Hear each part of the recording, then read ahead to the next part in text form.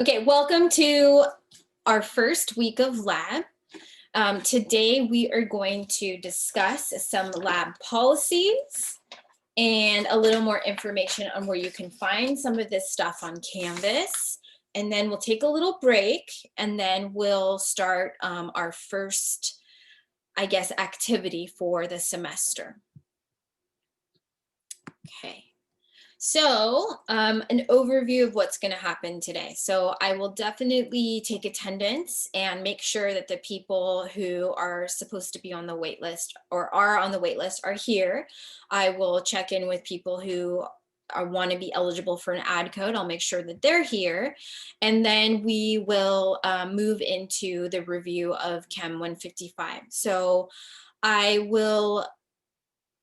you should have watched a video on some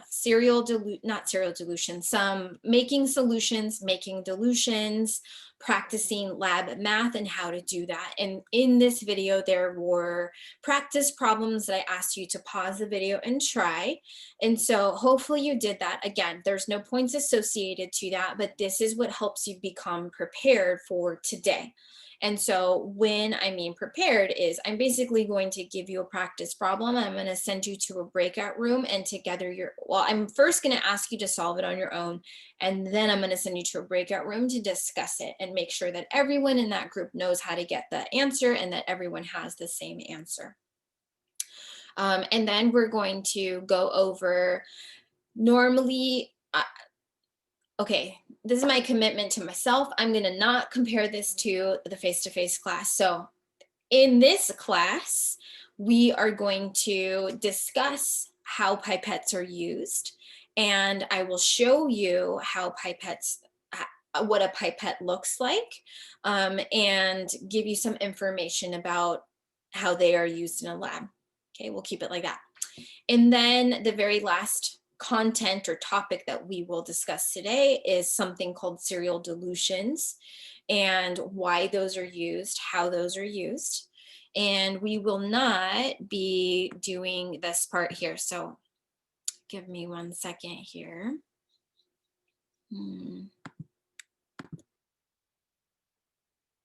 Okay, so at the very end of lab today, I will be giving out ad codes to a very select few number of people, and those are the only ad codes that will be given for the Tuesday lab. And everyone else, I'm going to apologize in advance, probably apologize at the end of class 2. You will not get an ad code. Okay, so I'm going to ask everyone to temporarily unmute yourself, and I'm going to take roll. Okay. So these are people that are officially enrolled in this Tuesday lab. So I have Jada Broughton. Here. JC Fuller. Here. Joe Lyons. Here. Helen Naroyan. Here. Aurora Smith. Here. Mary Sy. Here. Tyler Valderrama. Here. And Reed Veresio. Here. Okay. Malia Amble. Okay, last call for Malia Amble. Okay. She's here, but her sound isn't coming through. Oh, she's here. She's here? Yes, she's waving. Yeah. Oh, she's here and she has it in the chat. Okay, thank you. Thanks, everyone. Okay, Lauren Lemus. Here. Ashley Rogers. Here. Nikisha Valverde Willis. Here. Is it Nikesha or Nikisha? Nikisha. Okay. Gabriel Vargas Castillo. Here. Okay. Daniel Vorbeck. Here. Fidel Yanez. Here. Okay. Destiny Acevedo. Here. Adam Chenoweth. Here. Jordan Cornett.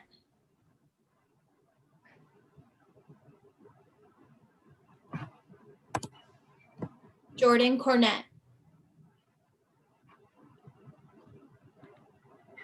Okay, last call, Jordan Cornett. Okay. Jordan is here. They're typing in the chat. Okay. No, we cannot hear you, but we got your here. Okay, Romy Genisar, Here. Taya Hill, Here. Elena Labrie, Here. Taj Wahab, Here. Jessica Young. Here. Okay, cool. Everyone is here. Good job. So people on the wait list, I have Dylan Ott, Here. Yolanda Anguiano, okay, and Mariah Lara. Here. Okay, so you three will get an ad code. So everyone else that is here, and I did not call, unfortunately, you did not get an ad code. So I'm going to ask you to go ahead and leave the meeting. I'm really sorry, but I only had one available spot and I'm giving one extra spot and I'm taking on 2 extra people. So Dylan, Yolanda, and Mariah, stay. I will give you your ad code at the end of class today. Okay. Okay, so that takes care of that. That was pretty easy. Okay, yay. So welcome to the lab. I'm glad that you got in. Okay, so let's continue. Alrighty. So some lab policies and a quick Canvas tour again, but this time we'll hit some of the lab pages that are important.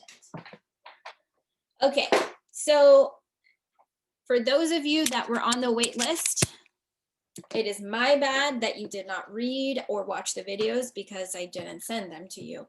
I will, once you get your ad code, you will register for the class and those videos and readings will be available to you. Also, you can connect with somebody in class today and maybe they can send something to you. You can send them a quick chat and say like, hey, can you email me the stuff? Whatever you want.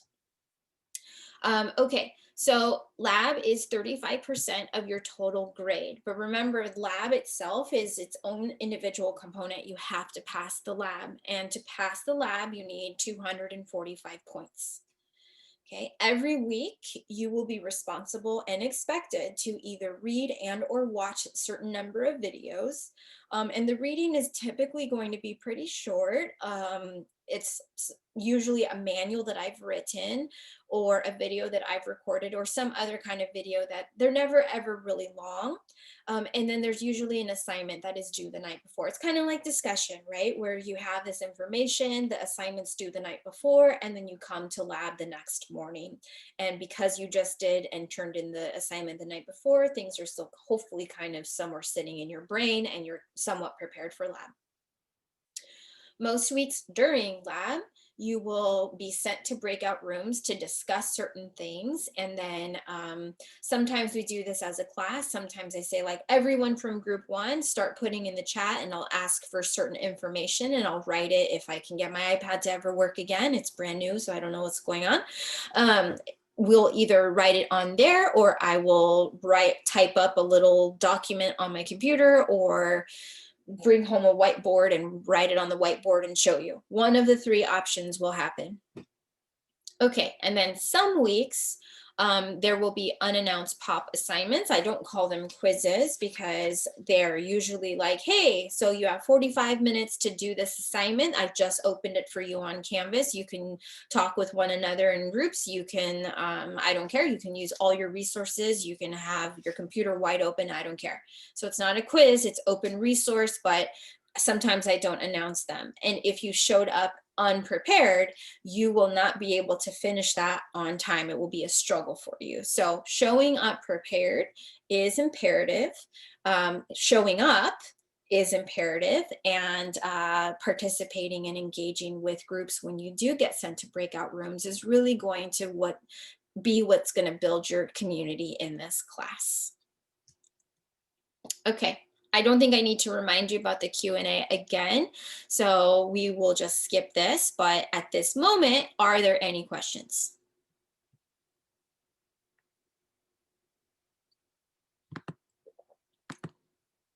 Okay, cool. For those of you that we couldn't hear your voice, that means there's something going on with your settings, and so you won't be able to do it now, but you should make sure that you do this maybe like when we take a break. You can log off and check out your Zoom settings. Sometimes your microphone needs to be turned on for Zoom in your computer settings. So being able to audibly contribute is going to be necessary for this class. Okay. Now, let's see. Okay, so in the video that before we get to the examples, let's go ahead and just look through Canvas really quickly. Give me a second so I can get there. Okay. Okay. Okay, so in the week 0 module, what are some important things that are relevant to lab? And so you have your lab expectations. So that's what everyone else that was officially enrolled and had access to Canvas, you should have read that. Okay, it tells you a little bit about what you as a student should expect when you show up to lab. And when you're writing lab reports, there's some expectations for how to format your lab and what goes in each section. And remember I said that there is a document that tells you how to make a reference page. So that's there for you. And then a couple of the things that I've already mentioned today verbally, but some of the things I expect of you as a student when you come to lab. Okay. So that's there for you, and check back every so often just to make sure you're still under the same understanding. Week 1, here's the lab page. So we open that up. And I kind of just tell you like, hey, this is what a page is. Get used to seeing something like this every week. But then I even tell you by week 3, this chunk here, you're not going to see that. Your page is pretty much going to start with before lab. And so what I call before lab, like Christmas Eve or New Year's Eve, that's the night before the certain day. I call things that are due the night before lab, I call them Lab Eve. So when you see Lab Eve, you know it's due the night before lab. And it's the night before the lab that you're enrolled in. So for you in Tuesday, it will be Monday night. So stuff for lab for you is always due Monday night. Okay, and so here's what was supposed to have been done by Lab Eve. Okay, you should have read the expectations, and then it says, watch, take notes, do the problems from this video. And so you can click either that link, you can click to watch it in this page right here, or this will take you to a new tab and you can watch it in YouTube that way. Whatever you prefer is fine. Okay, and then it will say, what do you have to submit by Lab Eve, by 11 p.m. Lab Eve? Nothing. Nothing this week, but do bring your notes and practice problems to lab. Okay, and then if you're reading this on Sunday, like, I'm so excited for the week, what's going to happen? So then you can say like, okay, well, during lab, here's what generally is going to happen when I show up. Okay, so in the first part of lab, I will take roll and give out ad codes, done. We will then discuss lab expectations, we're doing it.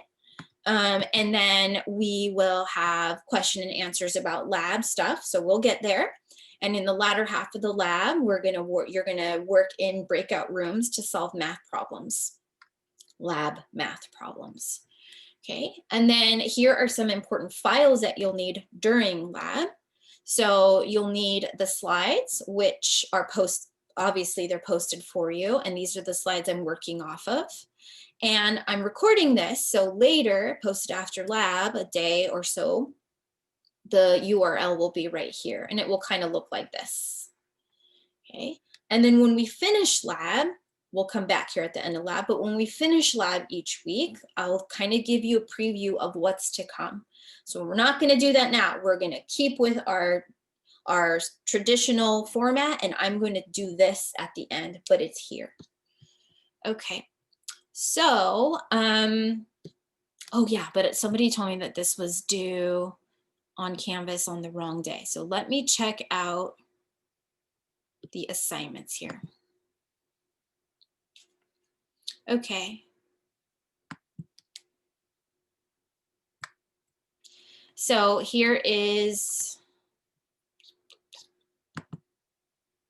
this is due for you next Monday night by 11 p.m. And it looks correct to me. So I'm not sure whoever brought that up. I'm not sure what they were thinking, but oh, here, it's here. Okay, so I'll fix that. Okay. Let's go back to our PowerPoint. All right, so before we move on to some of the practice problems and working together to solve them, are there any questions or comments about the lab policies?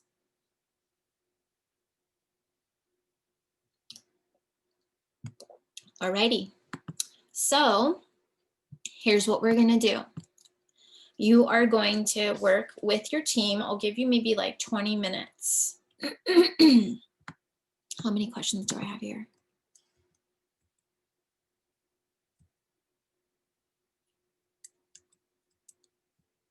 Okay, let's go ahead and do 3 questions for now. Okay, so the first one's super easy. I am going to have you, I'll write directly on this slide. Once you go to your breakout room, you need to tell me how to convert 32 millimolar to molar. And you'll need to be able to show your work. So when you're in your breakout room, somebody should either be writing it on a piece of paper, or if someone has a stylus, or if somebody wants to type it out, and I'll come up with a random presenter in just a second. And then I also want you to convert it to nanomolar. Okay. So remember, you need to actively take notes, because once you get sent to breakout rooms, this PowerPoint slide does not go with you. So you need to take this stuff down now, because when you go, you need to have what it is that you need to do in your group. Okay. The next question is, I want you to explain how to make, so not just show your work, but like if you were in a lab, what would you physically be doing with your hands? How would you make a 50-liter solution of 25 grams per mole, so you have a concentration, NaCl. And I tell you that the lab stock of NaCl is at 0.1 kilograms per milliliter. So a couple reminders, what equation do you need to use? And remember, before you start using the equation, the units for concentration must match with one another, and the units for volume must match with one another. Concentration and volume do not have to match each other. Okay. Okay, and then the last question that I'll have you do in this first breakout session is, I want you to explain how to make a 25 milliliter solution of 400 micromolar NaCl. This time you're working with a lab stock of 8 millimolar. And so I want you to, when you're explaining it, I don't want you to just say, mix a certain volume. Like, what equipment do you need to do that? Do you need a pipette? Do you need a graduated cylinder? Do you need a stir plate? What are the things that you need? You can even draw a picture if that helps you explain it. Okay, so I'm going to go back up one more time just to make sure everyone has this. You can take screenshots of this, or you can write it down. Okay. And then I'm going to go to question number 3 one more time just to make sure everyone has it. You can also access these if you get the slides from Canvas, but just to make it easy for you so you don't have to open a bunch of tabs right now.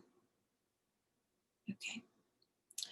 So before I send you into breakout rooms, is there any questions on what you have to do once you get to your breakout room? Okay. Now, the person who is responsible for kind of being the manager today, let's do the person whose first name starts with the letter that's closest to the letter B, like Beyonce. Okay, so if your name is Beyonce, then you're definitely the team manager. Okay, so I'm gonna go ahead and open up these rooms, and once I send you to the room, remember this is the part that's not recorded.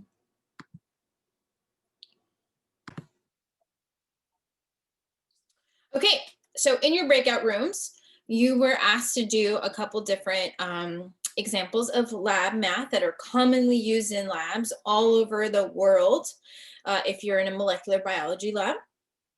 So here's how we're going to do this. I randomly chose a team manager today. So we'll just start with, there were 7 breakout rooms. Let's just start with breakout room number 7. If the representative from this breakout room can please explain to us and show us some sort of math, either paper and pen, stylus like I show here, how you convert 32 millimolars to molar and also to nanomolar, and you want to explain it as you're showing us. So let me stop sharing my screen and I will allow group 7 to share theirs.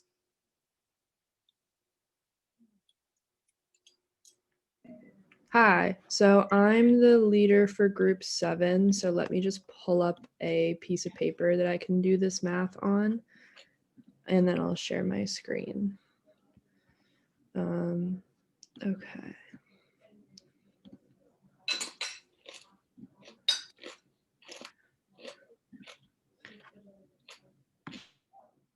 Okay, can you guys, is it just like a blank piece of paper? Okay, so we're doing, everyone, is this good?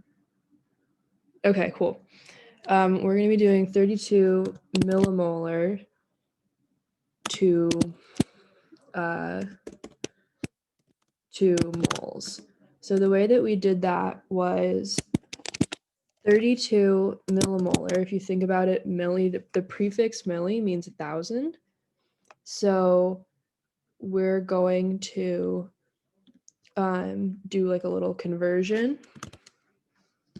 And this is, sorry, this is kind of how we set it up. So we're going to do 32 times, sorry. So it's kind of like a conversion like you do in chemistry if you guys have taken it. So if you're gonna get, you want to put the unit on top that you want to get to, but you have to, you have to cancel them out. So on top here, you're gonna put 1, or you're gonna put 1 mole.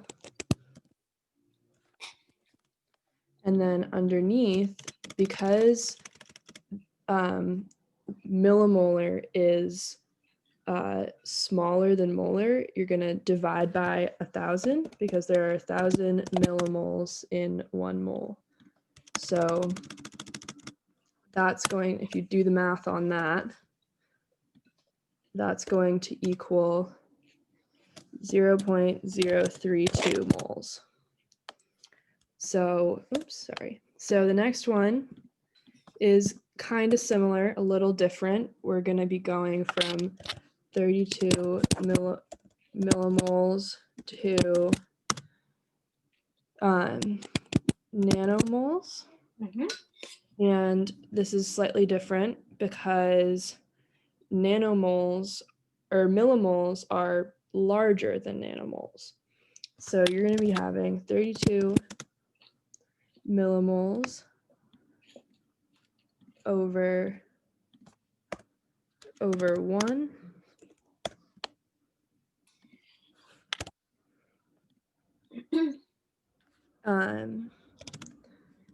And then again, like the last one, you want to put the thing on top that you want to get to.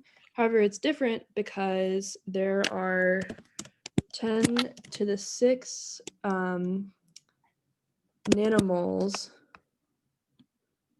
in a 1 millimole.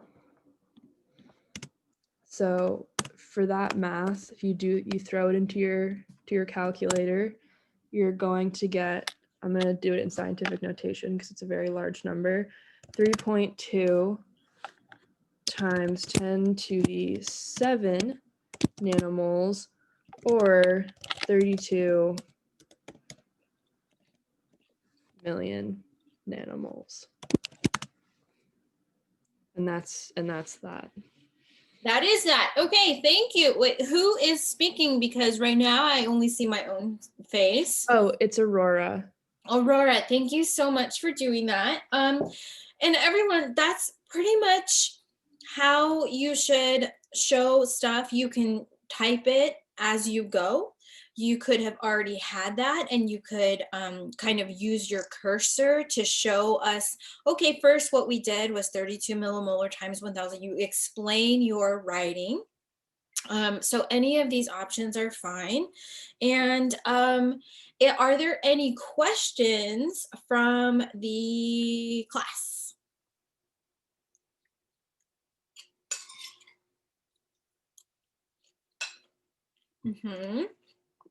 Okay, so let's see here. I am going to share one thing with you. And so the only people that are forgiven are the people that don't have an ad code or access to Canvas. So I am going to show you the PowerPoint slides that I used to do the video before.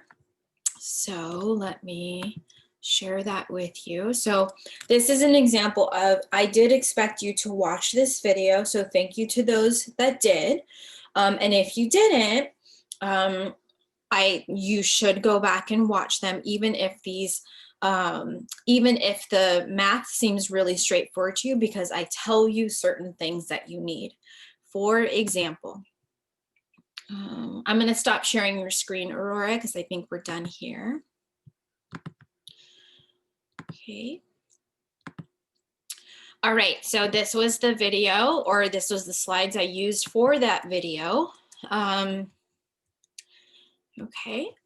So the first thing that I spoke about was conversions, and I tell you that yes, you have to memorize these conversions, and you have to memorize what these prefixes mean. And you need them for worksheets, you need them for exams, and these are the ones you have to memorize. So I know that you can keep going. You can go bigger than kilo, you can go smaller than nano, but these are the common ones that are used in a molecular biology lab. So actually mostly these. And so those should be memorized like the back of your hand. You should automatically know to go from a normal unit to milli, you times it by 1,000.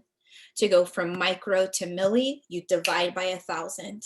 And the video also tells you about how I expect to see answers. So in the example just shared by Aurora, she had it in both ways. She had it in scientific notation as well as written out.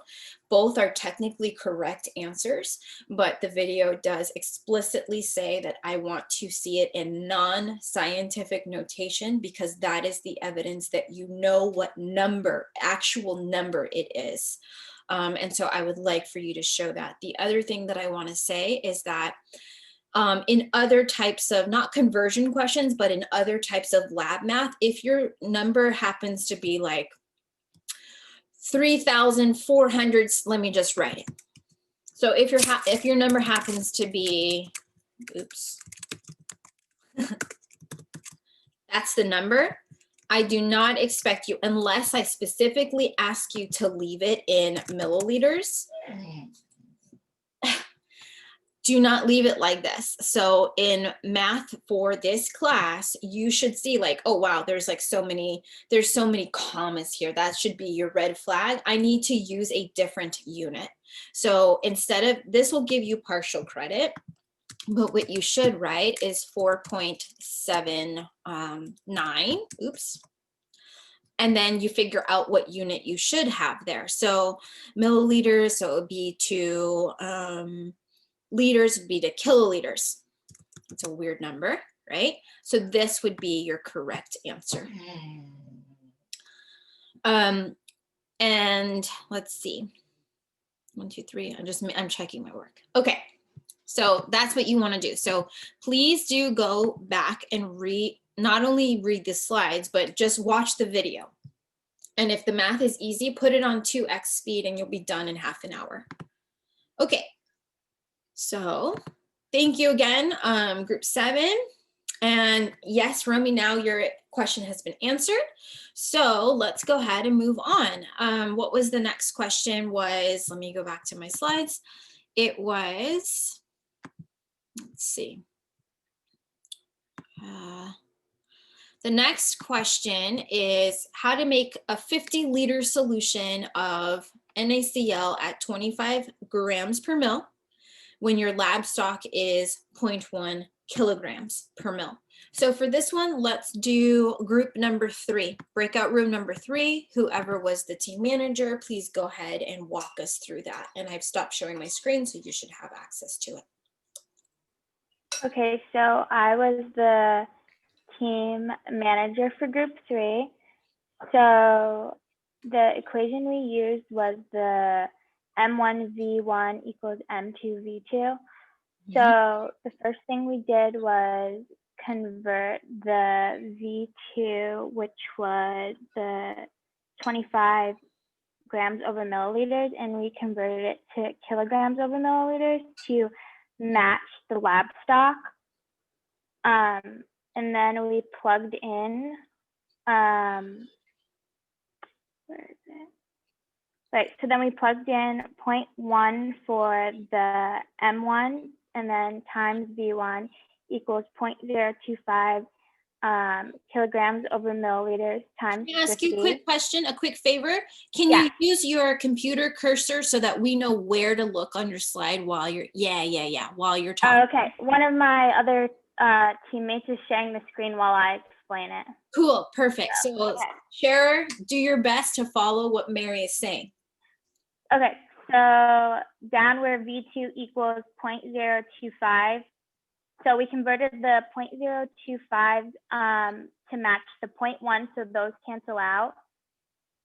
And then you plug that into your calculator, and then you get what V2 equals, which is 12.5 liters. And then to get the DH2O, you use the 50 liters in the problem, and you subtract what you got for V2 to get 37.5 liters for the DH2O. So then to explain it, we said mix 12.5 liters of 0.1 kilograms over milliliters NaCl with the 37.5 liters that we just found of DH2O. Awesome. That is great. So everything is very clearly laid out.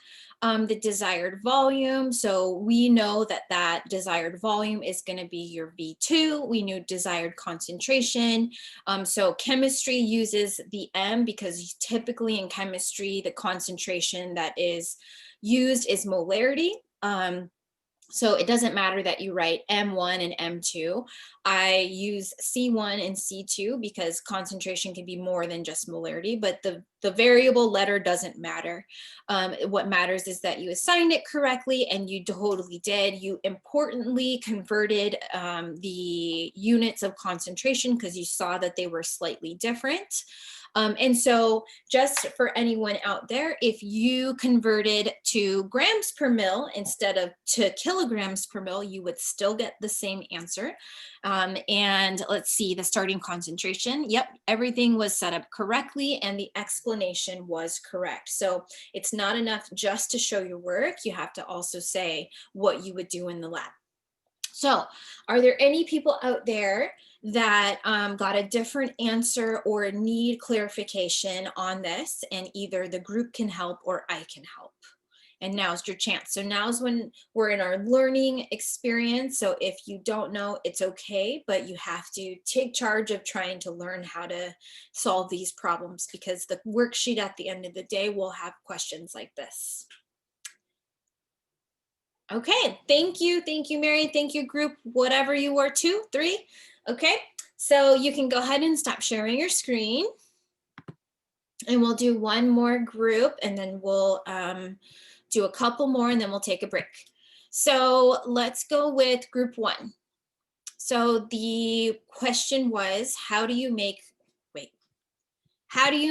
a 25 milliliter solution of 400 micromolar NaCl when your stock is 8 millimolar? And for this group, I would like for you to also tell me what kind of lab equipments you would need to measure out these things. So we actually didn't get to this question. We got stuck on question 2 and we didn't make it this far. Okay, well, this is a really good example of working through it together. So let me go ahead and try to share my screen one more time. Let's see if it's gonna work. Come on. Yeah.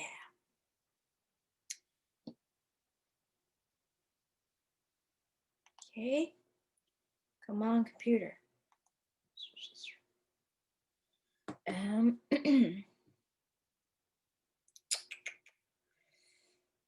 Before. Cool, everyone can see that, right? Okay.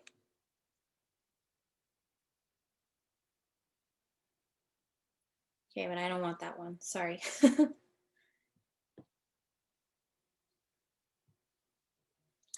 Okay.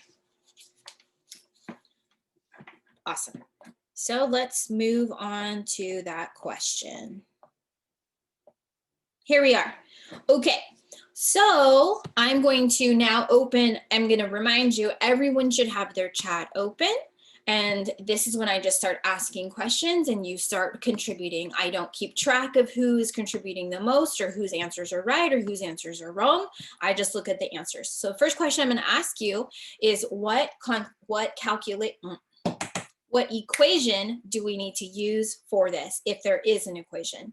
And this is when anyone should feel confident to try and guess. And I usually wait for a couple people to answer, because just like class, then the same person in the front row raises their hand every single time. So I wait for a while. So if you hear me just sitting here, it's because I'm waiting for more people to get involved.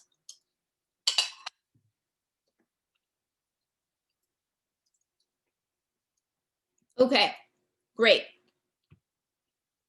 Okay, I hate to do this to you, but I need to do this one more time. Okay, great. Yes, the correct equation is C1V1 equals C2V2. Now, why is that the case? The case is that because C1V1 equals C2V2 is used because you know these variables. So let's break down these variables. The thing that you want to make is always the desired thing. That's always the thing that you're making or you're going to have second, right? So that's what 2 equals. 2 is your desired stuff. 1 is your stock, what you already have. Okay, so if we look at this, it says we want to make, that's what we desire to make, that's our V2. So now we know V2 is 25 milliliters. Okay, and then we even have, the problem even tells us what concentration we want to make. So that's our desired concentration. So now we know that C2, concentration 2 desired, is 400 micromolar. Okay, and then last but not least, there's one more piece of a clue. So your lab detectives, your lab stock is 8 millimolar. So that's what you're starting with. That's what your stock is. That's a concentration. So that's your C1. 8 millimolar. Okay, so before we start plugging and chugging, we need to make sure that the units for C match. They do not. This and this do not match. One's micro and one's regular molar. So we need to convert. So you can convert either way. You can convert 8 millimolars to micromolars or opposite. So for me, I don't know why, but for me it's straightforward because I know to get from milli to micro, I just times by 1,000. It's memorized decades of science in the lab. So I know that this is 8,000 micromolar. Okay, now our units do match. Okay, these two match each other. Cool. Now we can plug and chug. So let's plug and chug here. Let's move this. Okay, so C1 is 8,000. V1, we don't know. That's what we're trying to solve. That's what we're trying to figure out. C2 is 400 micromolar. Notice that I'm writing the units every single time. And V2 is 25 milliliters. Okay, so I'm gonna just quickly open up my my calculator on my computer. Where is it? Okay, I'm gonna quickly open up my calculator on my phone and just stick these numbers in. So it's 400 times 25 equals, okay, divided by 8,000, 1.25. So V1 equals 1.25. 1.25 what? Tell me. Milliliters. Awesome, thank you. Milliliters, right? And there's your V1. V1, remember, is the amount of stock you need. So that's the volume of stock. Okay. And you know that you need 25 total mils. That's what you're hoping to make in total, grand total. So if it's volume of stock, the rest of those 25 mils has to be something. So unless I tell you differently, you can assume that the solvent or the diluent, those words are kind of interchangeable. It just means whatever you're using to make the solution, the extra liquid. So the volume of the solvent, I'm going to write /diluent because you're kind of making a dilution, essentially is what you're doing, is going to be your desired volume minus your stock volume. So simply that's going to be 25 milliliters minus 1.25 milliliters equals 23.5 milliliters. You can assume that it's sterile water, deionized water. Okay, so now you have the two things that you need to mix together. So just as the previous group explained, to make this 25 ml solution of 400 micromolar NaCl, you want to mix 1.25 milliliters of 8 millimolar NaCl, okay? And you want to mix that with 23.5 milliliters of water. Okay, so the question is, shouldn't it be two significant figures? And so if you're doing this math problem for a test and you're actually writing and you're keeping consistent with sig figs, I would say the answer is yes. But given the fact that you have the tools and the equipment to do this in the lab and accurately measure out 1.25 milliliters of stock and 23.5 milliliters of water, the answer should actually be 1.25 mils plus 23.5 mils. You're welcome. Yeah, these are great questions. So that question right there is the difference between a math problem on a piece of paper versus would you be able to physically walk into a lab and make this solution accurately? And with the equipment that we have in the lab, you can. So I'm going to add to that and say that 1.25 milliliters, you can absolutely measure out, and you're going to measure it out with a P1000. Because we'll learn soon that a P1000 can measure volumes between 200 microliters and 1000 microliters. So what you would do, which is the same as 0.2 milliliters and 1 milliliters, but when you're talking about pipettes, they're called micropipettes, so we talk about the volume in microliters. So what you would want to do is you would first set this P1000 to 1000, and then you would move the liquid, and then you would set this P1000 to 250 microliters, and that would give you 1,250 microliters. So you can absolutely and accurately measure 1.25 milliliters of liquid with this micropipette. And then for the 23.5, you can absolutely use, here's my graduated cylinder. Okay, you can absolutely use a 25 mil or even a 10 mil graduated cylinder, and you can accurately measure out to 23.5. So you would take both of these things, and if it's 25 mils, you have a small Erlenmeyer flask. You would get your pipette and you would measure the 1.25, and then you would take your 23.5, and you would indicate that you want to mix it until, you know, fully dissolved or well mixed or something like that. Okay, but just to kind of put it into perspective, the equipment that you would actually be using. So here's your pipette. Okay, and you set it to 1000 the first time, and then you set it to 250 the second time, and that gives you 1.25 mils.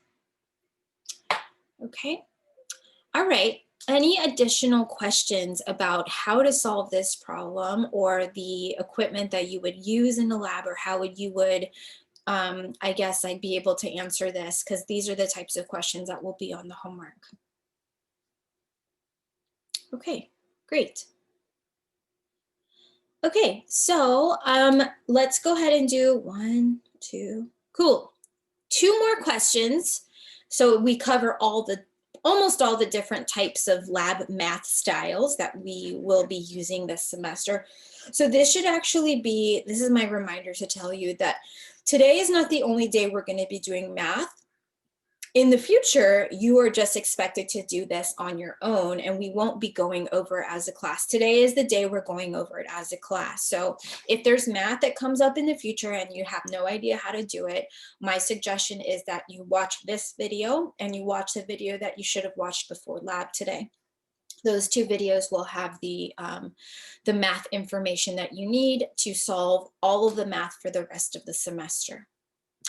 Okay, so for the next little segment of lab, this is going to ask you to first work alone. So I'm going to give you, let's see, there's 2 of them here. So I'm going to give you 7 minutes to work on your own. And you have 2 questions to work out. One is, I'd like for you to explain how to make 35 mils of a 0.8% agarose solution. Okay, and I give you one other clue, is that you're not going from concentrated to less concentrated. You're actually mixing a powder with buffer. And if I don't specifically mention otherwise, all the buffers in molecular biology, you can work under the assumption that they have the same density as water. Okay, so that is the first question that you need to figure out on your own. And then the second question is, if you had a protocol that asked you to add a certain mass of a reagent, and the only form of that reagent is a liquid. So imagine it's something like you have a bottle Here's your bottle. And this bottle is 550 micrograms per milliliter of some liquid. Okay, let's just call it like glucose. So you have a glucose solution in your lab. And the protocol is asking you to add 22.5 micrograms. It's not asking you to make a dilution. It's not asking you to add a certain volume. You have to figure that out. So how would you figure out, what do you use? Do you use a pipette? Do you use a graduated cylinder? Do you use a scale? How do you do this? And then over here, I'll just draw a little picture. So the goal, so you have a, here's my mound of agarose powder. Okay, so this is solid. And you have to mix it with a buffer. So here's your buffer in this cool jug. The buffer is TAE. Okay. And somehow you need to make a solution that is 0.8% agarose dissolved in TAE. And you need to make 35 mils of it. Okay. So that's how those two questions differ from one another. So I'll try to make it small so they could both fit. They won't. Okay. So any questions on what? So this is going to be you on your own. 7 minutes. So it's 11:17 now. And I will not be available for questions. Part of the lab sometimes is just to kind of struggle through it and see how far you can get on your own. And then in 7 minutes, I will send you to the same breakout room that you had from before, and you will discuss it there. Okay, so I will see you back here in about 7 minutes.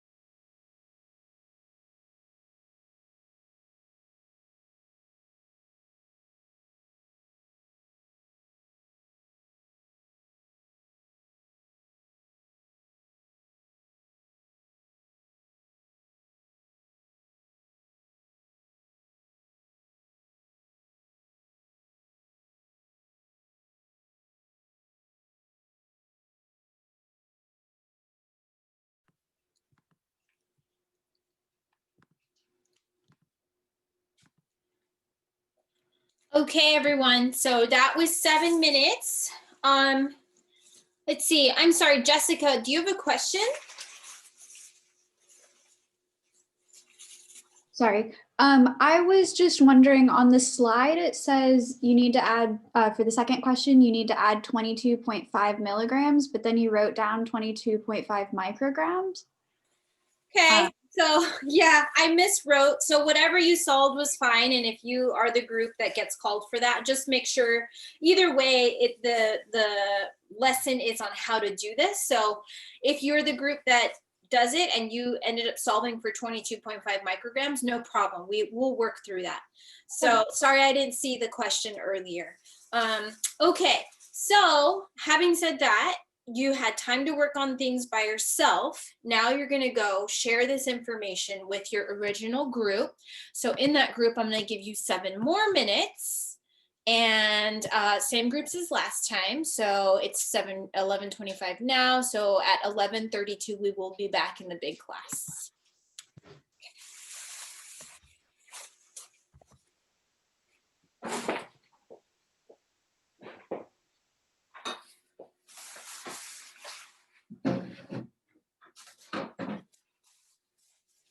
Don't, yo.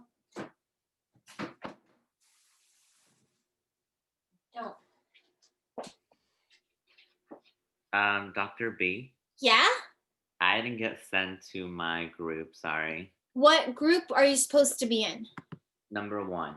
Okay. Thank you. You're welcome.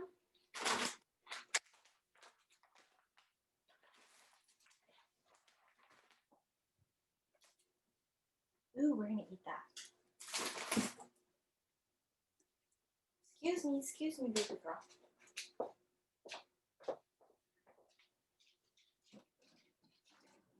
What's that, huh? Eggplant. Yum. I have it. You want this? Yeah. You're a silly. Mr. B, A person? hello. Hi. Hi. I also was not sent to a breakout room. Okay. What number were you in? 6. Okay.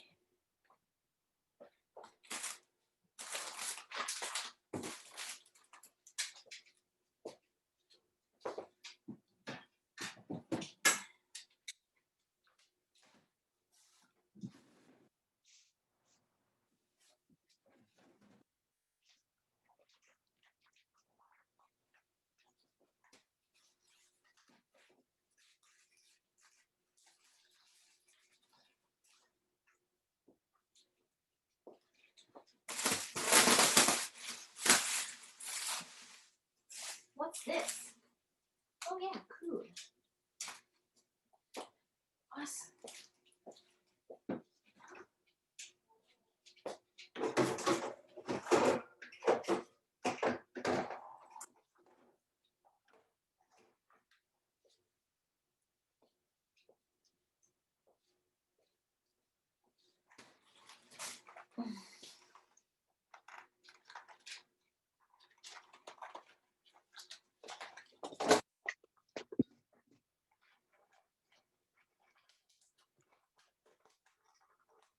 And here it says, open where the fucking broken egg is.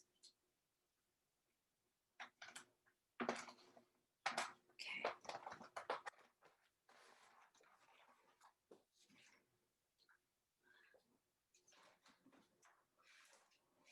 Those are my potatoes.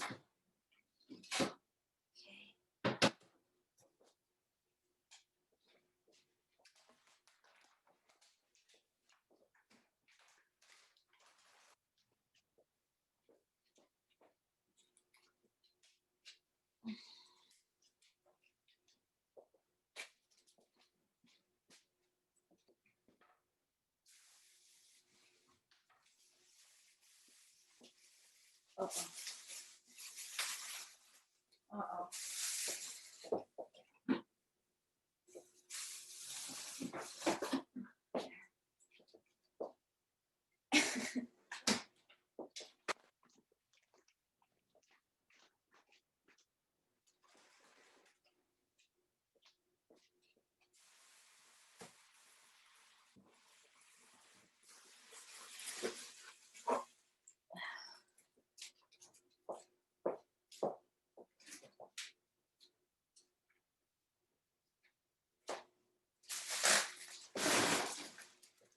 You didn't want this spinach?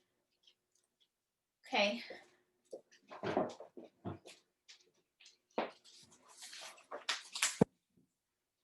Mama probably doesn't even fit in my pants. I don't know why.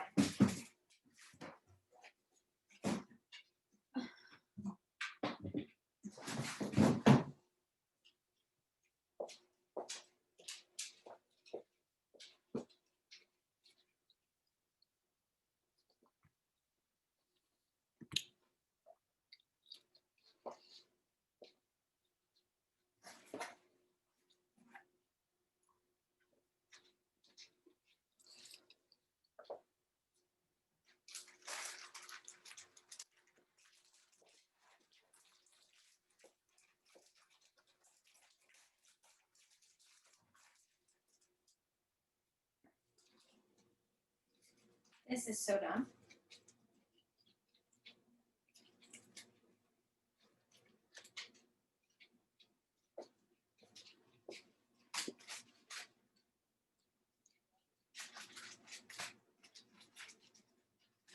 A wash towel, it says.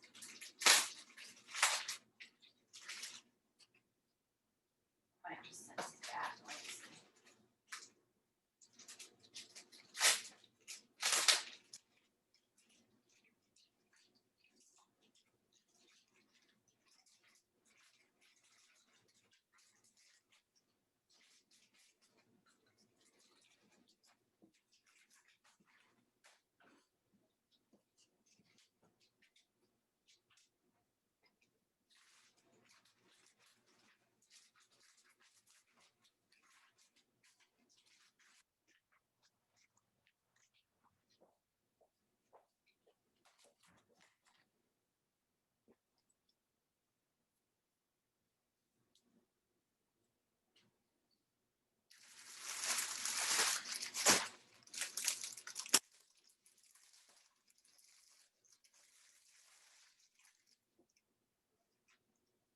Dude, these are bomb.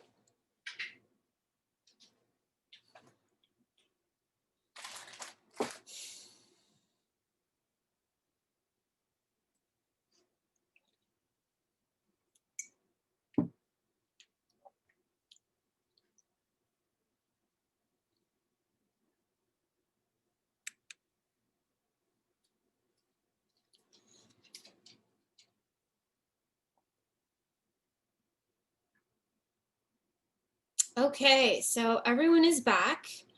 And so we are going to pick up where we left off. So I forget the number group that we were in that I kind of saved.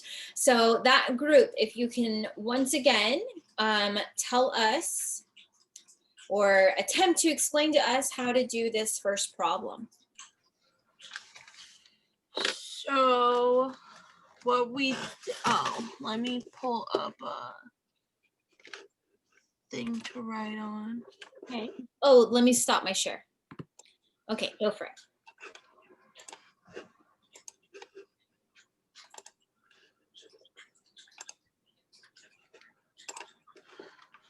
Okay, so we took the 0.8 percentage and made it 0.8 grams. Mm-hmm. And then we multiplied, or we put that over 100 milliliters. Okay. Can you explain to me why you did that? It's right, but I want to know and make sure that everyone understands why. Because we're dissolving the how do you say that? Agarose. Agarose solution into the buffer, right? Mm-hmm. So why would you put it over 100 mils? I don't know. Okay, no problem.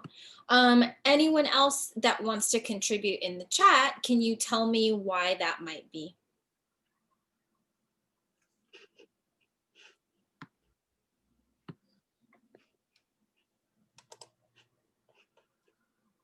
Okay, I'm gonna give people a few more minutes to guess. Guessing is great. Educated guessing is great. Mm-hmm.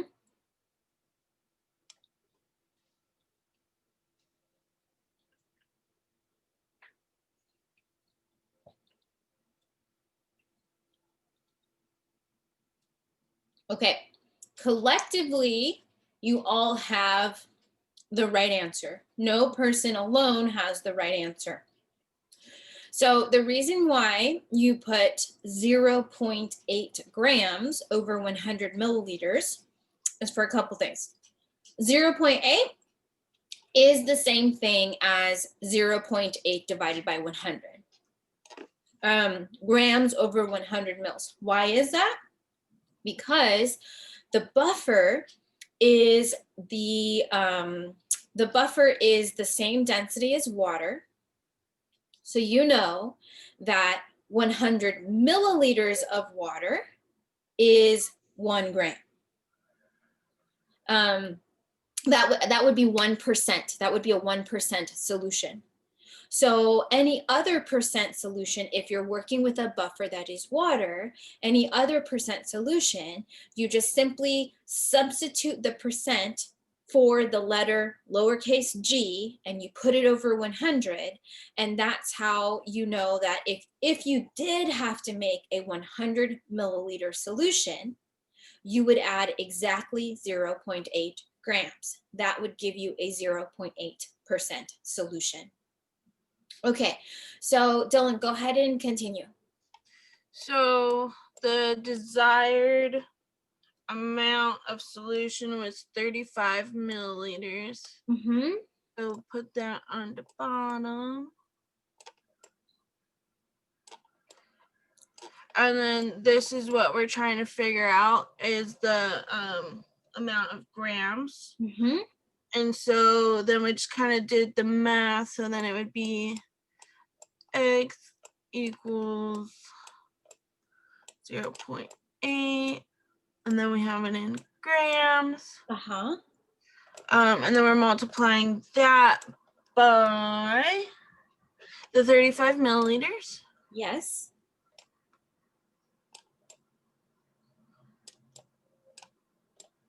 And dividing by the 100 from the density. And then that is 0.28 grams. Okay.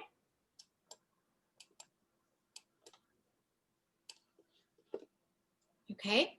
Now, if I said, okay, cool, imagine that you have walked into a lab. How would you explain to me that you would actually make this solution? The math is right. Now you need to explain how you would do it. You can just explain it to us verbally. You don't have to write it. Weigh out 0.28 grams of the powder. Mm-hmm. And then mix it in the solution in a flask. Okay, how much solution? Would it be the 35 milliliters? And what is the name of solution? Agarose solution. No, that's what you're making. So it's actually the TAE buffer? Yes, yes, exactly. So if you walked into a lab and you had to make this, exactly what you said, you would go and get your little container of agarose powder. You'd go to your scale, you'd weigh out 0.28 grams of the powder, and you would have a flask ready. You'd pour the powder into the flask, And then you would take a graduated cylinder and you would measure out 35 milliliters of TAE. And then you would pour the graduated cylinder contents into the flask and you would stir until dissolved. That's how you would answer it. Okay, are there any questions on that? So just showing the math is not enough. You need to be able to describe how you would do it in an actual lab setting. Okay, awesome. Thank you, Dylan, and whoever your team was. Is team 3, 2? 1. 1? Okay, thank you. So we have one more question that I'm going to have a group representative come up and speak. So I know I haven't chosen group 4 because I don't recall saying the number 4. So group 4, if your representative can come to the classroom, the front of the class, and share your screen and show us and tell us and teach us how to add 22.5 whatever units you solve for, if your starting concentration is 550 micrograms per milliliter. I was a representative of group 4 and we did not do this question. Okay, group 2.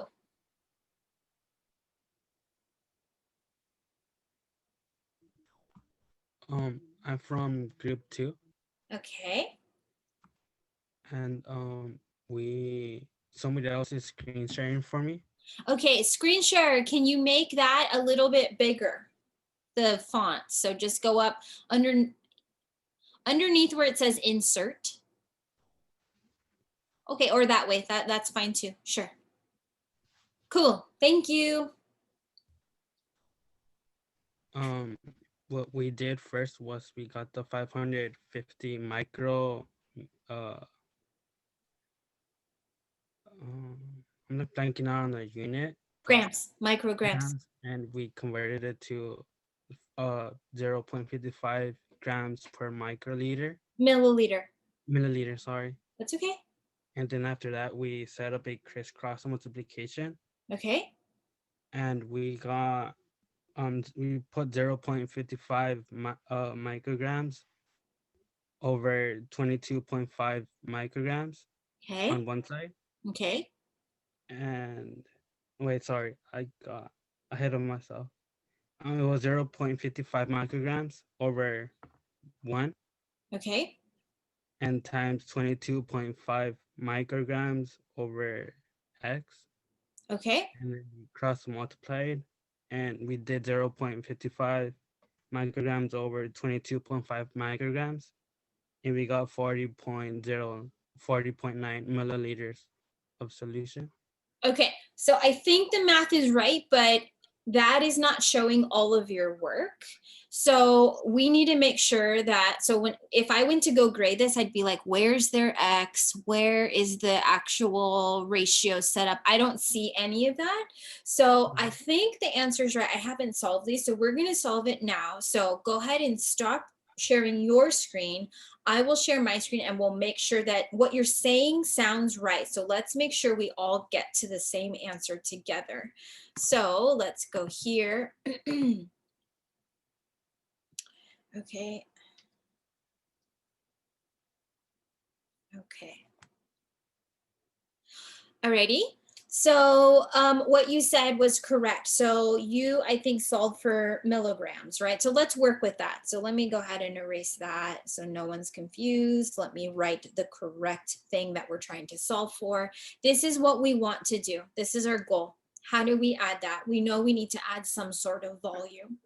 So what this means here is that anytime you set your pipette to 1 milliliter, if you actually took out liquid and you had these magic microscopic goggles and you were able to look at the contents of that liquid and then actually pull apart those molecules and weighed them, you would have exactly 550 micrograms of glucose, of actual sugar molecules. Every time you set this pipette to 1 milliliter, that's what a concentration is. A concentration is a given mass in some sort of known volume. So here's the given mass over a known volume. That's what concentration is.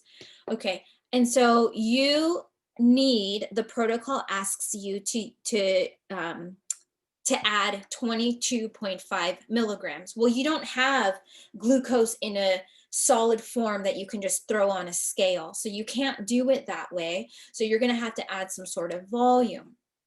And so the first thing that I think, it was you, Gabriel, right? That was talking? Yes. Okay, so I think he said the first thing that him and his group decided to do was to convert and make sure that the units of mass matched. And so if we are trying to get 22.5 milligrams, again, this is something years of science lab has taught me. I know from milligrams to micrograms, I just times that value by 1,000. So really what the protocol is asking me to do is to add 22,500 micrograms of glucose. That's what I want. That's my desired mass. So Gabriel and his group said that they set up a ratio and then proceeded with crisscross multiplication. So I want to be able to show everyone what that looks like.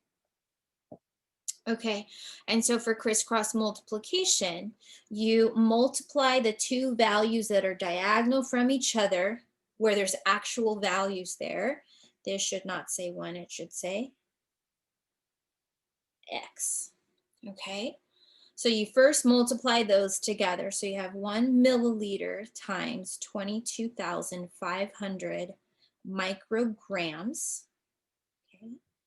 And then the second part of crisscross multiplication is you divide it by the only other actual number you have left. Okay, the only number you have left is 550 micrograms. I put units everywhere, so should you if you want full credit. And so what you can also see from this is that micrograms cancel out. Okay, so when you solve this, you know that the only units that remain are milliliters. There's no other option. So you just take your calculator, clear that, 22,500 divided by 550 equals 40.9 milliliters. So I think that's the answer that you provided us with, Gabriel, but for the rest of the class, I wanted to make sure we understood how we got there. So it's 40.9 milliliters of what? Of 550 microgram per milliliter glucose solution. So when you pour this into a graduated cylinder,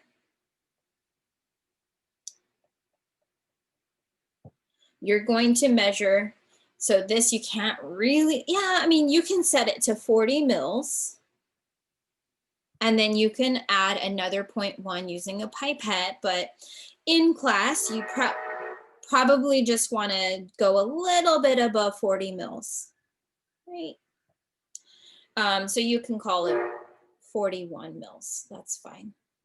So you just measure out 40.9 milliliters of the glucose solution and add it to your experimental solution, and boom, you're done. Okay, great. Thank you to everyone who contributed today. Is there any questions? And so sometimes we get to all of the groups, they have a chance to share out, but hopefully that kind of shows you the approach that we use in classes. It's really a lot of me proposing a question or a thought that you should think about and converse with your classmates, and then we come back and we share it as a group. And if the answer is wrong, it's not a huge deal. We get everyone else involved, and if we're all stuck, then we kind of work through it together. Okay, so at this point, any questions about anything that we've covered so far today? Okay, so micropipettes. This is not going to be a long part of the discussion today, but I swooped by campus yesterday to show you these micropipettes. So I'll pause the share for just a second. And the most common pipettes, so I'll just hold all three of them so you can see them. Let's see. For pipetting small volume, for pipetting medium volumes, and for pipetting large volumes.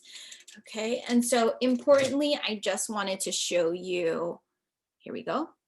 And I know it's a little bit blurry and I have a glare from the light, but that value from top to bottom is how you read pipettes. So no, you're not going to actually hold one of these this semester, but I'm under the impression that if you've taken animal and or plant, you have held these, you have set them, maybe you've even used them a couple times. And I just want to make sure that we are all on the same page of what it means when you look at something and you read this from, you always read from top to bottom. And I think what you can appreciate here is that right now I'm holding the P1000, and you can tell it's a P1000 because it says it right on the top, P1000. The P1000, the top number always starts in red. Okay, and that top number, so for a P1000, that top number can either be 0 or 1. I'm writing some notes down. I'll share them with you in a second. Okay. And then if you looked at this and you didn't know what pipette it was, you would tell me that the number here, read from top to bottom, is 25. You say, okay, that's set to 25 microliters. And the answer is no, that's not correct. When you're working with the P1000, whatever the value of the pipette is set to, you take that and you times it by 10. So you read it top to bottom, you say that says 25, but I know this is a P1000, so I multiply that by 10. 25 times 10 is 250. So this is actually set to 250 microliters. Okay, now let's compare that with the P20. The P20, if you look at it, top to bottom, reads 200. But you can see in the P20, the bottom number is red. So what I like to do with the P20 is I imagine an invisible decimal point between the bottom number and the top two numbers. So I know that this is not set to 200. Maybe if I get a little bit closer, you can see that this is red. This is actually set to 20.0 microliters. Okay, the bottom number is red. And finally, you have your P10. The P10, I should have brought a P200. There's a P200 too. We'll talk about it when I show my slides again. The P10, again, you always read top to bottom. And the bottom number on a P10 is also red. Okay. So in this case, you read top to bottom, you say, okay, I'm gonna again put that imaginary decimal between the black numbers and the red number. So if that's the case, this is set to 2.0 microliters because you have the imaginary decimal place. Okay, so that's what it looks like. So let me go ahead, share some of the notes I've been taking. Okay. All right. So the P1000, I'm gonna switch to black here. The P1000 measures liquids from 200 microliters to 1000 microliters. Okay. And then the P200, I didn't show you because I don't have it here with me, also has 3 numbers, and the 3 numbers are all black. There's no red numbers on a P200. So for the P1000, it was 0 to 5. And you would know that that was set to 250 microliters. On a P200 can measure liquids from 20 microliters to 200 microliters. And so hopefully what you're noticing, at least for now, is that the P1000 can measure 200 microliters. The P200 can measure 200 microliters. So if you were at the lab and the protocol said to add 200 microliters of glucose solution, your choice is to use the more precise, the more fine pipette.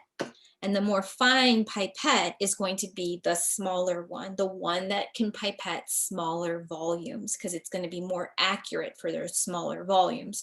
So if you had to aliquot 200 microliters, you would choose the P200. It's going to give you a more accurate aliquot of 200 microliters.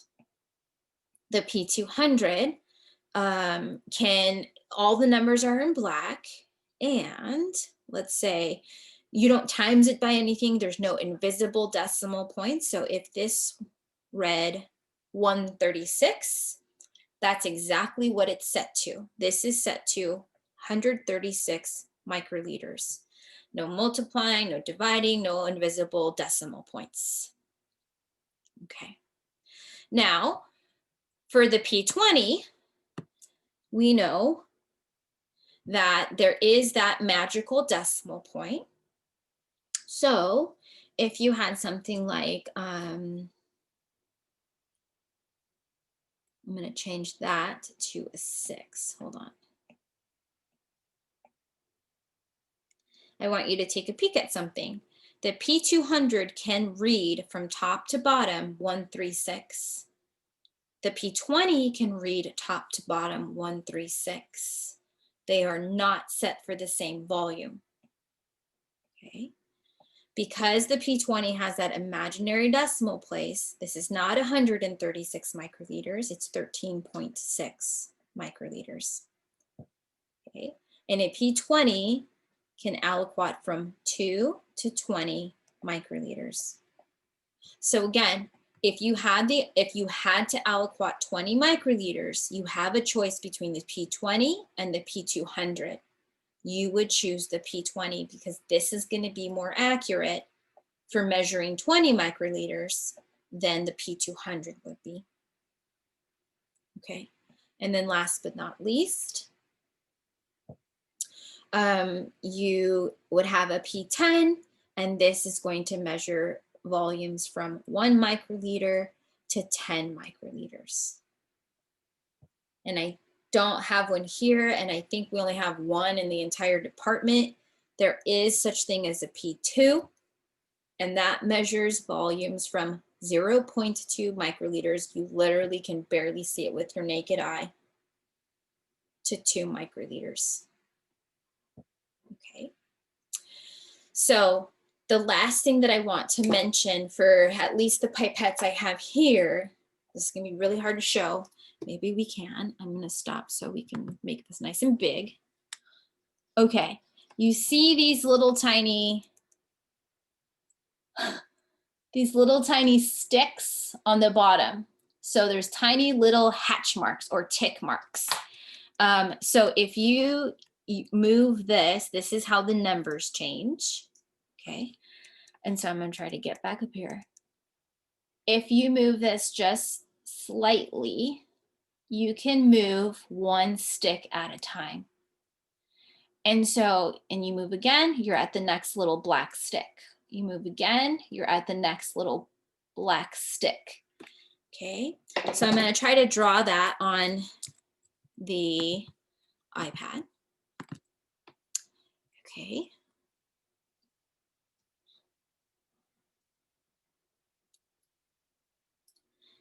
Okay.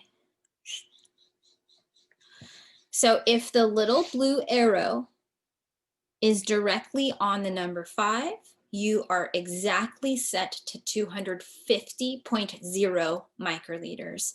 So this is actually 250 No, we'll just say 2. Okay.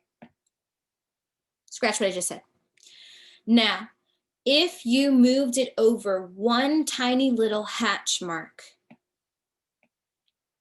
now the pipette, depending on which direction you move, the pipette is now either set to 248 or 252 microliters. So hopefully I can show you this one more time. I'll only show it with the P1000. So you can see if I move it, here is 260 microliters.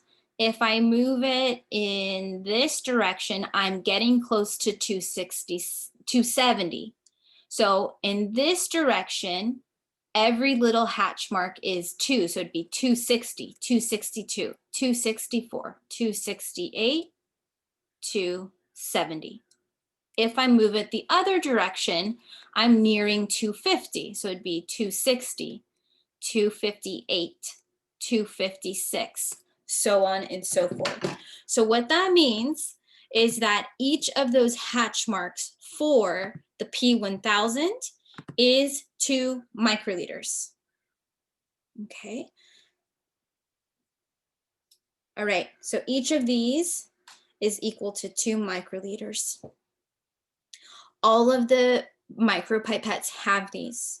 So each of the little sticks down here is equal to, so we'll call it a tick mark. Each of these are 0.2 microliters. So the P200 can measure 136.2, 0.4, 0.6. And if you're in between 2 tick marks, you can do 0.3, 0.5, etc. For a P20, the tick is 0.02.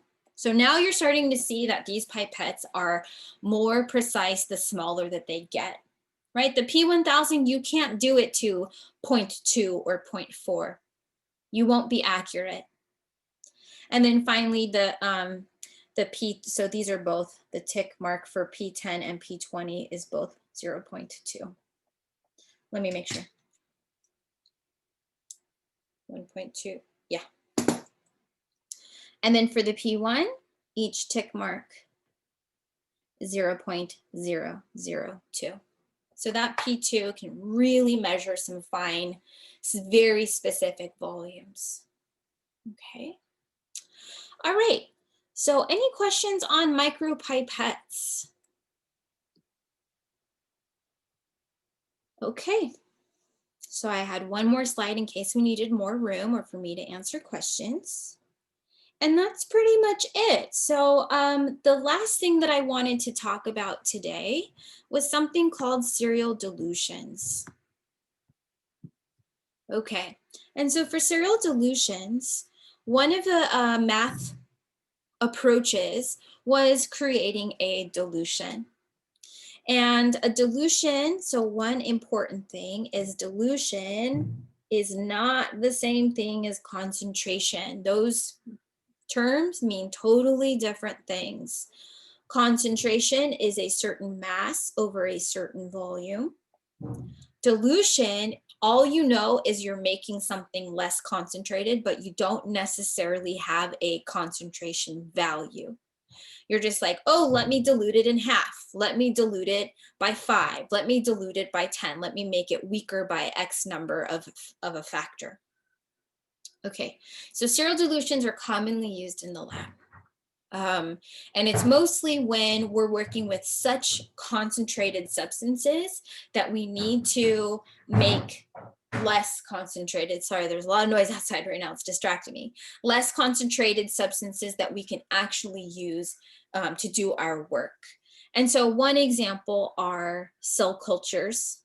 So when you're working with bacterial cell cultures in the lab, you're just growing a bunch of cells in a culture, like a culture tube, just like this, and you don't actually know the concentration. But depending on the cloudiness, the more cloudy it is, the more bacterial cells that have grown in there. Sometimes it's too concentrated and you're like, well, I need to dilute this, but I want to have like a a pretty specific, I want to know in my head, because I want to work backwards later, I want to dilute it by 10-fold or by 5-fold or whatever it is, so that you can go back later and figure out the concentration of the original stock. So here's just a really simple example of something that's way too concentrated to work with in the lab. And we just call it our stock solution.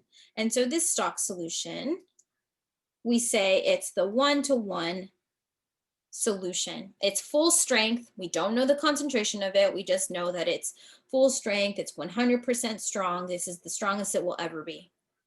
Okay. And so you say like, well, I don't know how concentrated I need. So let me do a couple dilutions just in case the first one is still too strong. So that's what a serial dilution is that you essentially are diluting the stock, and then you're diluting that one, and then you're diluting that one. And it's just the successive dilutions. That's what serial means, over and over and over, like this serial murder, okay? Dilution just means taking it from more concentrated to less concentrated. So you're doing it the same way every single time. So in this example here, I'm showing you a dilution, a 10-fold dilution. So when we talk about dilutions, we talk about them in terms of factors. That's what DF stands for, dilution factor. So in this example that I'm going to show you, we're going to be diluting the stock by a factor of 10. So what does that mean in regular terms? It means that we're taking something that's super concentrated, and in theory, we are dividing that concentration by 10. Even though we may or may not know that concentration, we're just going to divide it by 10. So how do you do that? One other thing that's important is that the dilution that you make, since you are dividing the original solution by 10, the first dilution is called a 1-to-10 dilution. You can write it as a fraction, or you can write it as a ratio. So in this cartoon right down below, assuming that they made a dilution of 1-to-10 or a dilution factor of 1-to-10, this would be called 1 dot dot 10. You can put it in parentheses as 1/10. If that helps you. So when I see 1/10, I know I'm dividing the first thing by 10. And since it's a serial dilution, what you would do next is you would take this solution and divide it by 10 to make the next solution. So this one, compared to the first, would be a 1-to-100. And you would write it 1/100. And then if you're doing a serial dilution and you diluted D3 and you did a factor of 10, this would be 1-to-1000. All of these are, let me draw it in a different color. All of these are compared to the first one. So this is a 1-to-100 solution compared to the stock. This is a 1-to-1000 solution compared to the stock. Okay. But between tubes from here to here, you just divide by 10. From here to here, you're just dividing by 10. From here to here, you're dividing by 10, etc. Okay. And you can do this for 1,000 tubes, 5 tubes, 10 tubes. You can keep serial diluting, and each time you're dividing that concentration by 10. Okay, so how do you figure this out? So the point is not to do these hard math problems, it's to figure out like how would you actually do this in a lab? And so here are the things that you need to know. At a minimum, if you're doing a serial dilution, you have to know 2 things. You have to know the volume that you want to make, okay? And you have to know the dilution factor. Again, this example is a DF of 10. Other common DFs are a factor of 2, a factor of 5, and a factor of 100. Those are the most common ones, but in theory, you can do dilution factor of 4, a factor of 6, a factor of 3. You can do whatever you want, okay? So you need to know those, you need to know the volume, and you need to know the DF, okay? So the next thing, actually, let's add one more thing. You need to know number of dilutions total to make. Okay, because that's going to help you set it up in the lab. Like, how many tubes should I set up? Okay, so if you're going to actually make this in the lab, you need to figure out the math. So what do? You need to first figure out the amount of solvent needed. That's the stuff that's going to help you dilute the stock. So unless otherwise noted, you can assume that it's water. Okay, sometimes it's a buffer with the same density as water, but that's what solvent is because you're dissolving. That's what solve part. Dissolving solvent. Again, it's also called a diluent because you're diluting in something. Okay. And then you also need to figure out the volume of the previous solution. So if we're looking at this little diagram, once we figure out the number of tubes, we set them all up, we label them. So if I was labeling them in the lab, I'd say, okay, I would take a Sharpie and I would directly write on the tubes, 1 to 1, 1 to 10, 1 to 100. I would label all my tubes, okay? And I would line them up in a tube rack. And I need to figure out like, well, I know each of them, I'm doing the same thing to each of them. So let me do all my math first. And then I'm gonna add all my diluent to all my tubes. And then I can just do the serial dilution. So how do we do this? Okay, so you need to figure out the solvent you need. So how do we do that? So we say the total volume. In this example, what do we say? All right, I'm going to use this serial dilution as the example. It's a nice clean slide. Let's do this one. So here's the volume I need, 6 ml dilutions. Here's the DF. So I'm going to be making dilutions by a factor of 2. So basically I'm cutting each concentration in half. We'll leave this for later. The stock, I gave you the information. The stock is 180 grams per mil. Great, but I don't need that value right now. What I do need to know is that I need to make 4 dilutions. Cool. So I know I'm going to have a stock. So I'm going to go ahead and draw my stock too. It's super dark blue. Here it is. Or super dark or super concentrated. And I know that's my 1 to 1. And I need to make 4 dilutions. So I'll go ahead and draw my 4 tubes. Okay. So if I know that the dilution factor is 2, this first one is going to be 1 to 2. Then the next one's going to be 1 to 4.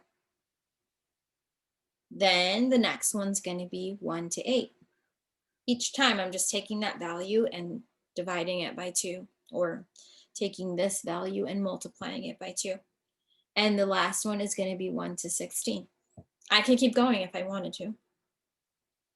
Okay, and I know that I need 6 mils total. All right, so when I make my first solution, I know that I need to calculate it so that it's 6 milliliters. All right, so volume needed.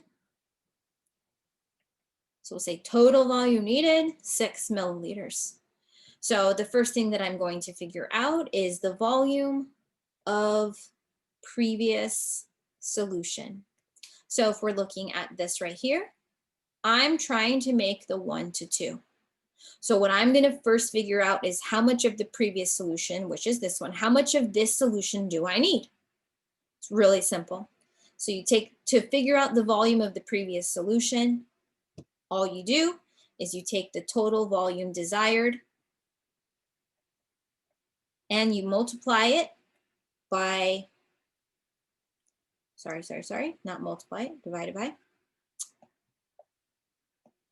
divided by your dilution factor. Okay, so very simply, the total volume desired is 6 milliliters. The DF is 2, so you divide it by 2.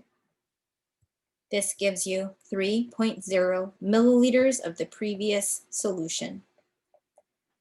Okay. Don't do anything with your hands in the lab yet. You're just doing the math on paper. Right? So that's the volume of the previous solution.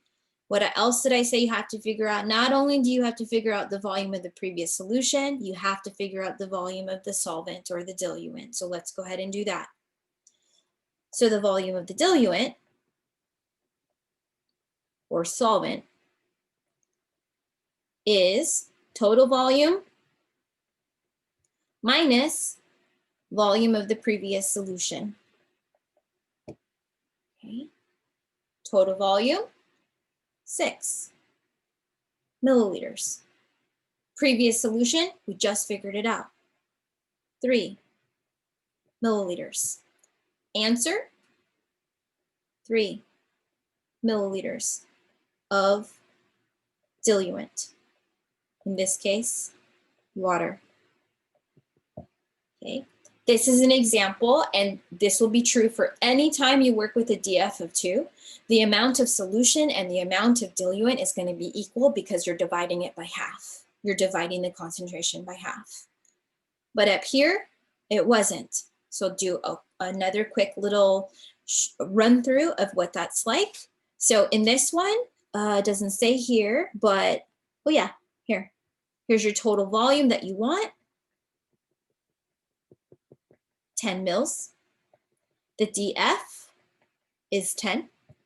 Okay, so what you would do, previous solution equals total volume divided by DF. Okay, total volume is 10 milliliters. DF is 10. So in this case, you need 1 milliliter of the previous solution. Okay, and then volume of the diluent is going to be total volume minus the volume of the previous solvent or solution. This gives you 10 minus 1 equals 9. So in this case, you needed 9 milliliters of water and 1 milliliter of the stock. Okay. So we'll go back to our example that we were working with. So since this is a serial dilution, we're gonna do the same procedure 4 different times. So since you have to do the same thing 4 different times, you know that each of these tubes should have 3 milliliters of water. So when you're doing this in the lab, once you have done the math, so the math is done, that's step 1, do the math. Step 2, add the solvent to all tubes. So what you're going to do is you're going to use a big giant pipette and set it to 3 mils. So there is a P10 pipette, it's crazy. And you add 3 mils of water, okay? So in this case, you add 3 milliliters of TH2O to 4 labeled tubes. Okay, so now you have your diluent in all the tubes. Cool, you don't have to worry about water. Put the lid on the water, put it away. Now you make the dilutions one at a time. So the first thing that you're going to do is you're going to take 3 milliliters of here, transfer it to the next tube, and mix well. Okay, so you say take or transfer, either one's fine. 3 milliliters of previous solution. Okay, so you're going to transfer it to subsequent, next, tube number 2, the 1 to 2 tube, whatever, however you can explain it so it's very clear what you're going to do, to subsequent tube. I, even in parentheses, would call it 1 to 2. So it's very obvious, right? And then you say mix well. Okay. So if I could somehow draw it, I would take a little bit of this liquid, 3 mils of it exactly, add it to here, and then I'd mix it well. And it's going to be half as concentrated. And then step 4 is repeat for each dilution until 1:16 dilution is made. Okay. So after mixing it well, I'm going to do it in a lighter blue. Take 3 mils of this and move it in here. So 3 mils. Mix it up. This one's half as concentrated. Do I have any more blues? Sure. Cool. Then 3 mils of the 1:4 and transfer it to the 1:8. Paloma, stop. And last but not least, take 3 mils of the 1:8, transfer it to the 1:16, and now it's half as concentrated. Okay, and that's how you would physically do this in the lab. So I left you with one other little tiny piece of information that, remember I said we'll use it at the end. So this is an example of, hey, we happen to know the concentration. So given that you know the concentration of the very first two, we'll draw it in pink, 180 micrograms per mil. 180 micrograms per mil. If you have diluted it by a factor of 2, does anyone want to take a guess what this concentration of this dilution would be? Again, you're diluting it by a factor of 2. This can also be written as a fraction. It's also written as divided by 2. So what would be the concentration of the 1:2 dilution?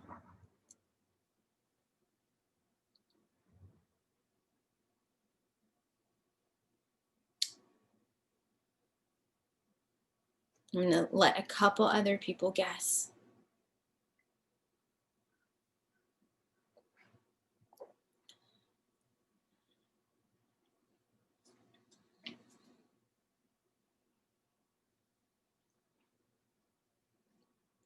Okay, yes, okay.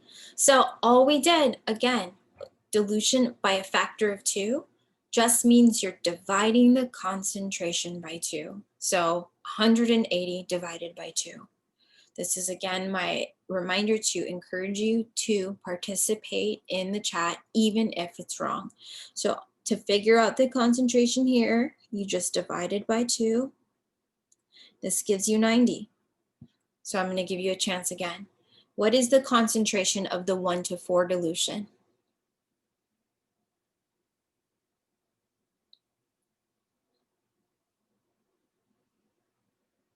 Awesome. Okay. Because you divide that by 2. The 1:8, divide 45 by 2. 22.5. For the 1:16, divide that by 2. 11.25, so 11.3. Okay. And for those of you that are just putting numbers, remember you always want to put units. So here's the units, and that applies to all of these things here. But if you were just asked for one concentration, you have to put the units. So units for the whole entire thing, yeah, micrograms per milliliter. Okay, and so that's how you solve serial dilutions. That's how you solve them, and that's how you actually make them in the lab. So I'm gonna leave this, I think the rest of this actually, this is something that can be, this is kind of the intro into next week. So you needed to fully understand what a serial dilution is, and what I'm gonna tell you is that serial dilutions, again, they are used when the concentration of a certain reagent is so strong that we are unable to use it in the lab, and we want to make successive dilutions of it, and we're going to be assessing each of those dilutions. So these serial dilutions, in theory, can be used to calculate concentrations of samples. We just did it right here. In theory, we calculated the concentration of each of these things. We don't know for certain 100% that that's their concentration, but according to your pipetting and according to your serial dilution, in theory, this should be 90 micrograms per mil. If you did it right, this should be 45 micrograms per mil, and you just continue that sentence down the line. So we'll leave this for next week. We'll definitely start with how spectrophotometry, which is something that's in the lab manual, which is part of what you're going to be reading, how you need to, how spectrophotometry, so the ability for samples to absorb light and the ability for scientists to make dilutions, how those two things combined can help a scientist understand the concentration of things they don't know the concentration to. Okay, so are there any questions on serial dilutions, or we'll start there. Any questions on serial dilutions? Okay, now any questions on anything presented in lab today? Alrighty, so like I said, at the end of the lab, I usually go back to Canvas and I just show you like, hey, this is what we did. Here's what's going to happen next week. So in true form, I'm going to do that. So go back to Canvas. Give me a second. Come on, Jen. Ready? Okay, so here's what we did today. We did all this stuff. The recording will be posted later. So if we take a peek at this right here, you'll be signed a worksheet. The worksheet has already been posted, but here it is again, the file is here for you. And you will work, you can collaborate, but each person has to turn in their own worksheet. So let's just take a peek at what this worksheet is, but a couple other things before we go there. Here is the reading for next week. So the link for the manual is already up. I call it the Bio103 boot camp because the things that we do in this boot camp are things that you will be using at some point again during the semester. So again, it's not just like, oh, we just have to do that for week 2 and then I don't have to remember it. You have to refer to it, you have to remember it, you have to actually learn it for the semester, not just for 1 week. So there's 3 parts to the boot camp. You don't have to read the entire manual unless you want to. All you have to do is micropipetting. So I kind of talked a little bit about it today. Just read the background on micropipetting. That's it. We're not doing the activity. And then the other thing that you have to read is determining the concentration of a sample using serial dilutions and spectrophotometry. We will do that. I will be doing the manual labor part of it, but you will be making the figure and interpreting the results and making the graphs for it. So do read all of this, and then I will be, before next week or maybe during next week, I will do the actual serial dilution in front of you. And you will pause the video and record the data as we go. Okay, and then 2 very short articles. They're not like pages and pages. It's literally like you click on this. Let's even just click on one just for fun. It's like a web page. Okay, how to read and understand scientific papers, a guide for non-scientists. You are scientists. Read this as a guide for beginner scientists or people who haven't yet read a lot of research articles. Okay, and so this woman, she is a scientist and she describes to people how they can efficiently read scientific journal articles. And I found this article to be very helpful. And I was like, yeah, that's exactly how I describe it. That's how I learned it in grad school. Wow, okay, this is awesome. Then I get to the bottom of this and she gives, you know, nods to whoever helped her. She would like to gratefully acknowledge, hold on, let me go back there. Somebody. She would like to gratefully acknowledge Jose Bonner and Bill Saxton. So the reason I know how to read papers is because Professor Bill Saxton taught me. So it's no wonder how we know how to read them the same way. He was one of my advisors in grad school, so he works at UC Santa Cruz, but this woman was a student before Bill moved to Santa Cruz. He taught at Indiana University. So she was his student at Indiana University, and I was his student at UC Santa Cruz. So over decades, he is still teaching how to read scientific articles the same way. And I'm living proof that it works. Okay, so I really, really think that this will help you because we will be reading a research article and you will be presenting a figure as part of a lab activity. Okay, and this one's another really just short article that you can read. So that's not what I wanted. Let's look at this worksheet. And it's the same format as discussion. So retype the questions in bold, the answers in non-bold. So a lot of this stuff we went over today. So micropipettes and unit conversions, it's stuff that we covered. So now you should be able to answer this pretty quickly. And according to some of the examples that we showed in class, now you know how to show your work so that it's really clear and also explain how to make these things, right? So that's the micropipettes, the conversions, and the lab calculations. And then the last couple questions are about stuff that's going to happen next week in week 2. So this is why you have to read the stuff so that you can answer the homework and then you show up next week Tuesday, week 2, ready to start talking about spectrophotometry, what that is, how to do a serial dilution. So this is the general setup. Questions from what we did today and a couple questions on what we're going to do next week. And that's essentially how all of the worksheets / activities are for lab. A little bit last week, a little bit future week. All right, are there any questions on what this is, when it's due, how it's due, anything like that?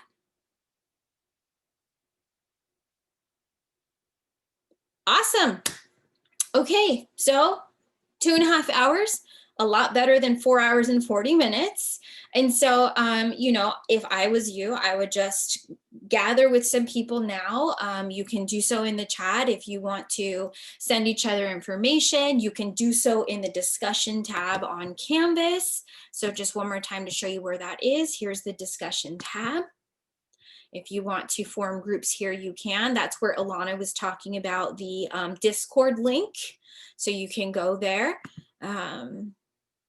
All right.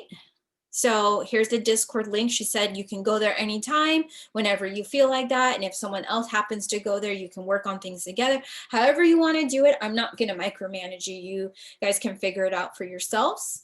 And the 3 people that are going to get an ad code, please stay behind. I have those ad codes for you. I'll go ahead and stop the share. I will stop the recording. Okay. Stop the recording.